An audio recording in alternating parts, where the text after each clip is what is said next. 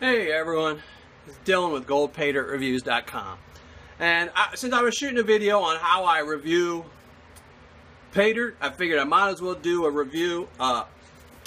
video on how I review equipment.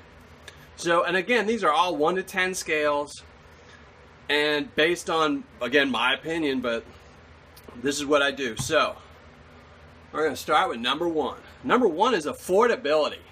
Can you afford it? Is it worth, the affordability is kind of,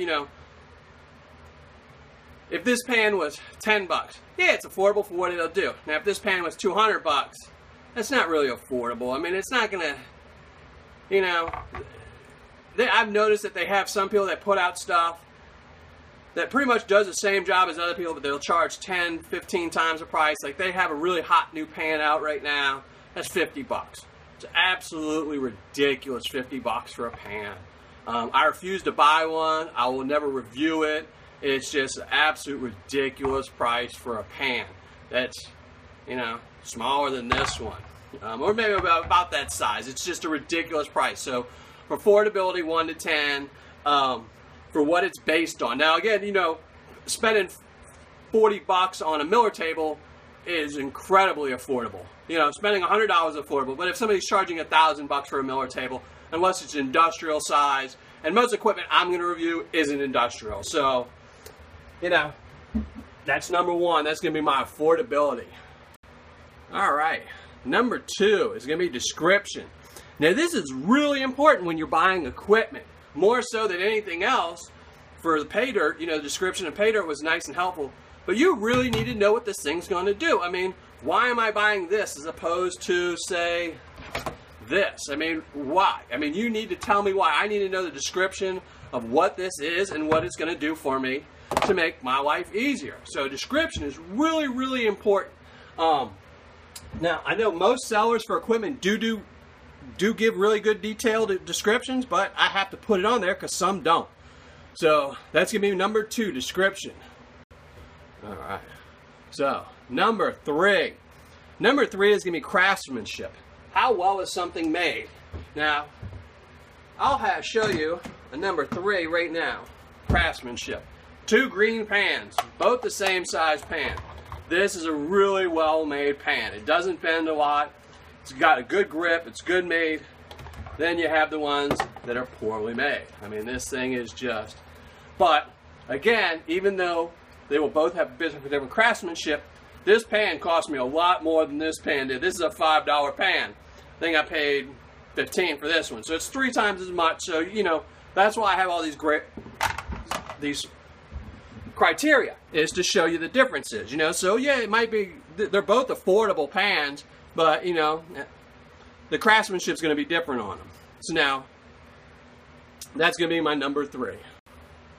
Alright, number 4. Number 4 is going to be instructions. Now, every one of these, that's really, really important. Now, I know some of these pans, basic pans like these, won't come with instructions. Some do. But for something like this, like the banjo pan, you have to have instructions, or you would never figure out what to do with it. Or even the bat pan. If you get the bat pan, you need to know what to do with it. And a lot of people don't probably know what the bat pan is, but it's a bat pan. Even the turbo pan. You need to know how to use these things, so they need to have good instructions. So, that's going to be my number 4. Alright. Number 5. Number 5 is the ease of setup. How easy it is to set up. Now, for some things, it won't really make a difference. Like this turbo pan, for example. I'm going to give it a 10 because it really doesn't, you just put dirt in it. So, but for some equipment, for say like the Nugget Bucket or my Desert Fox spiral machine, how they set up is really important on how easy it is. And they have even Miller tables. They have some really complicated Miller tables, and then they have some really easy to put together Miller tables. So the ease of setup is important, especially if you're going to be taking equipment out in the field. You don't want to take something out in the field that's going to take you 4 hours to set up, so you can work for 2 and then spend 4 hours taking it apart. So that's going to be my number 5. Alright, number 6, ease of use. How easy is it to use a piece of equipment? And again, some of these turbo pan I found to be really easy to use. This one, not so much. It was pretty, you know, it's got a definite learning curve to it. So, you know, and also the same thing with Miller tables and things like that. Miller tables and blue bowls aren't as easy to use as they make them seem. You really have to spend a lot of time setting them up right. So neither one is probably very good to take out in the field because they take so long to set up and get perfect. But that's going to be my number 6. All right. Number 7, functionality. Does it actually work? Now, you know, some of these, I've seen some pans out there, they have a lot of pans, a lot of different types of machines, and this isn't all just for pans, but for everything. It's just I couldn't fit a whole bunch of stuff on my table except for pans, you know, and classifiers. But does it work? You know, I've seen a lot of pans out there. They have one that's got no sides that costs a lot of money that you have to put your hands on the side to keep the gold from coming out the sides. So, and that's just not for pans, you know. I've seen some various gold classifiers that are, you know, supposed to clean out gold that don't really do anything. So, but that's going to be my number 7, functionality. Does it work? Number 8, practicality. Is it needed? You know, do you really need a turbo pan? And I would say yes. I like the turbo pan. In the field, you know, and it's going to depend. In the field, a turbo pan would be great. Probably not the small one.